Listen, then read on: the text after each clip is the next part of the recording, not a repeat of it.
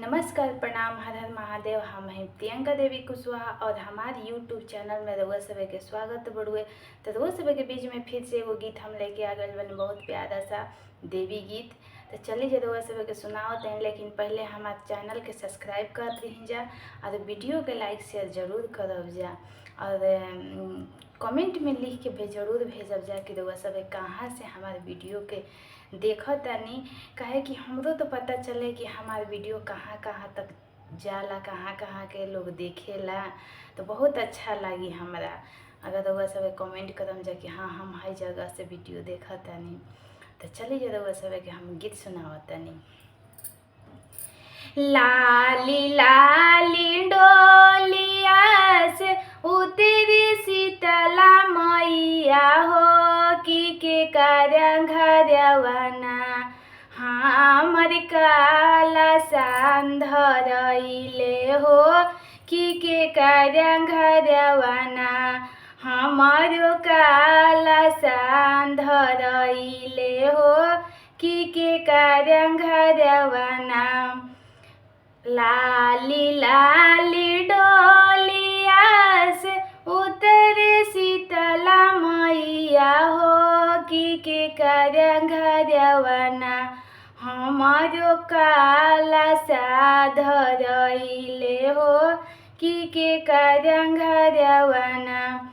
हाथ जोड़ी पैया परी बोललन मंतोष सिंह सेवा खवा हो कि हमारा घरवाना मैया रउर काला साधरइले हो कि हमारा घरवाना राउर दियावा त जरे हो कि हमारा घरवाना मैया ले बसेरावा हो कि हमारा घरवाना। जुग जुग जिया सेवा खावा भरो तोहरो अन्न धन भंडारवा हो कि भरल रहे ना तोहरो कुल परिवारवा हो कि भरल रहे ना तोहरो अन्न धन लक्ष्मी हो कि भरल रहे ना। लाली लाली डोलिया से उतरी शीतला मैया हो के कारण घरवाना हमारो अइले ओढ़ौल हरवा हो के कारण घरवाना हमारो अइले ओढ़ौल हरवा हो के कारण घरवाना।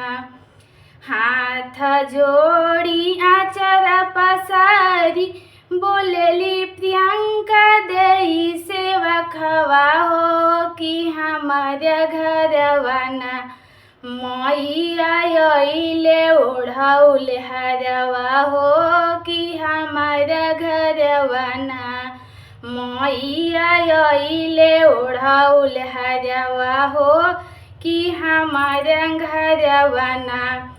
जुग जुग बने सेवा खवा तोहरो मांगी के सिंदूरवा हो कि बनल रहे ना तोहरो गोदी के बालकवा हो कि बनल रहे ना तोहरो घर परिवारवा हो कि बनल रहे ना तोहरो मांगी के सिंदूरवा हो कि बनल रहे ना।